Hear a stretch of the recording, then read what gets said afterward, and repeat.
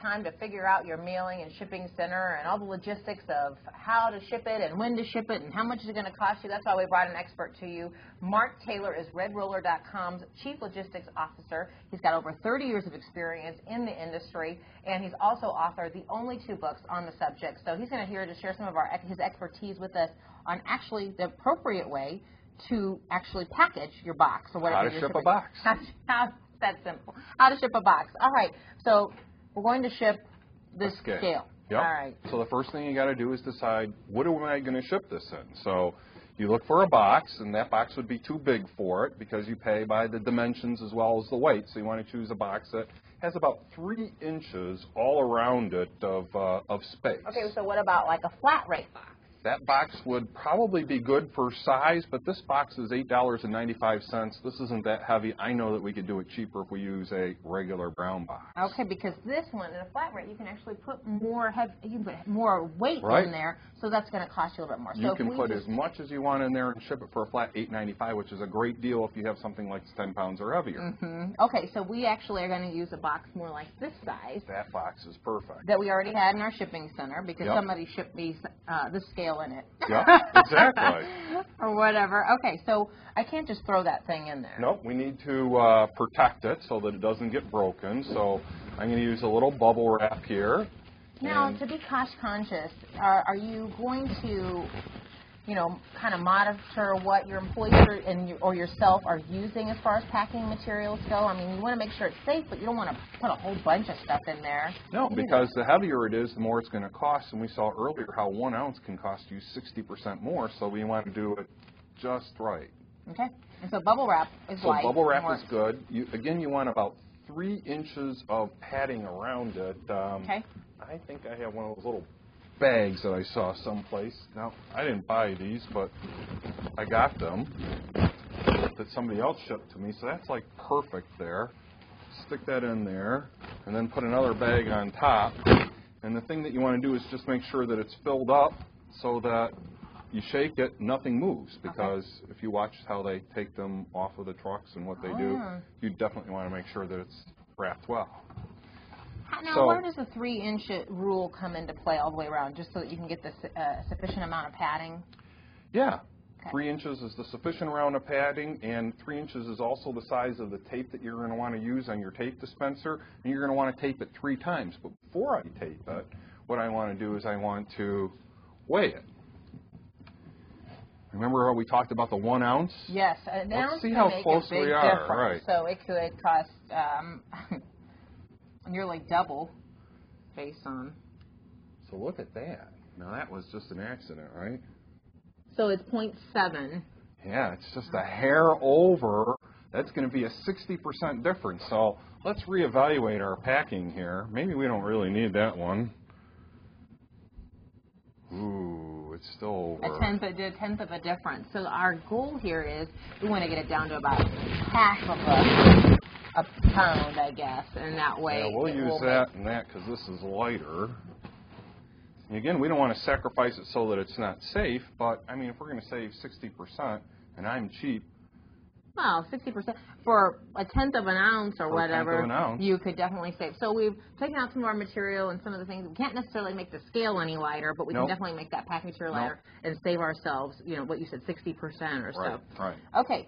So the next thing that we're going to want to do is we're going to need to process this package, figure out how much we're going to send it for and what we're going to do. And for that, I recommend that you use a computer. Okay. Because you can go into a program and put here, like here you see we can put a small box, and we'll put 1 pound there, and we can compare rates and services.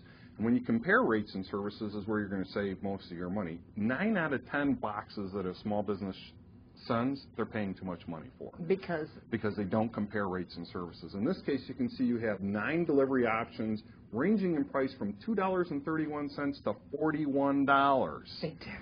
A huge difference. This particular box, I'm going to send this for $7.47. I'm not going to send it for $2.31 because that's a special rate the post office has, which is called media mail. If I was sending my book, I could send it media mail and send it for half of the price that I could priority mail. Good. I'm glad you mentioned that. So the next thing that I'm going to do is I'm going to produce a label for the box, and as I'm doing this, I'm actually processing the shipment. You have several different payment options when you're shipping a package. You could pay by your own credit card, which is generally the most expensive way to go unless you have an American Express where you can get a 5% discount with some of the carriers. Only if you set up an account. Or you can pay for it yourself, or I can send it to you COD and make you pay for it if you're the recipient, or I can bill the recipient, or I could bill a third party. So if this was company business, like here I am today, I'm going to ship this stuff back, I'm going to use the company's third party account number. That way I get the company discount and I don't have to pay for it out of my own pocket. So use a company, you don't want to use a credit card, a personal credit. It's going to cost you more than that. It's about 30% more. So set up an account. Set up an account and you're going to save 30%. That's a terrific idea. So it processes and then it prints a label, or if I don't have a label printer in my shipping center, I can also just print it to any 8.5 by 11 Any piece of paper. 8.5 by 11 piece of paper. You can use a piece of paper like that, fold it in half, and use that to ship it with. What's the technique then when it comes to sealing our box?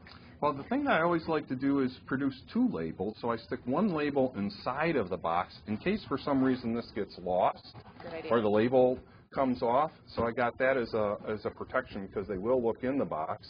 And then when you seal it, what you want to do is you want to go over the top of it. And once again, we're using the 3-inch tape. 3-inch tape. And then you want to do it in 3 times, like an H. So go over this seal here, and then go over here. Now this box is secure. It doesn't move in the box. It's going to cost us, just a few dollars to ship this. If we're going to ship this, it's going to cost us $7.47 to ship this to Las Vegas. Perfect. And then with my 8.5 by 11 label, I can either have the option of taping it on there, or we can use a one of these handy dandy plastic things that you can stick in here. Okay, so Mark, so now that I've got it packaged, what's the best way to get it to the carrier? Do I take it there myself? Well, you could take it there yourself. That's going to be your cheapest ways to take it to a facility that has staff there, or to like a Walgreens or an Office Depot, or wherever that carrier that's closest to. You can look on their website and they'll tell you where the closest place is to drop it off. Or you can call and have them come and pick it up.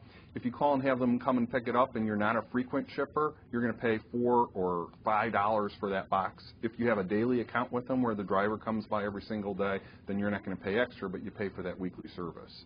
That makes sense. Great tips.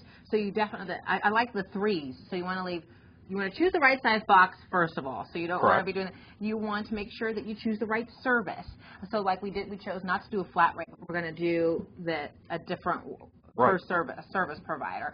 So then we made sure we left 3 inches around everything. We made sure that we saved ourselves a little money by taking some of the weight of the packing material out, and we printed our own labels. We shopped the rates online. That's right. And then we put a label inside and then taped it all up. Yeah. The average small business wastes 50% of their money on shipping, and we just saved it.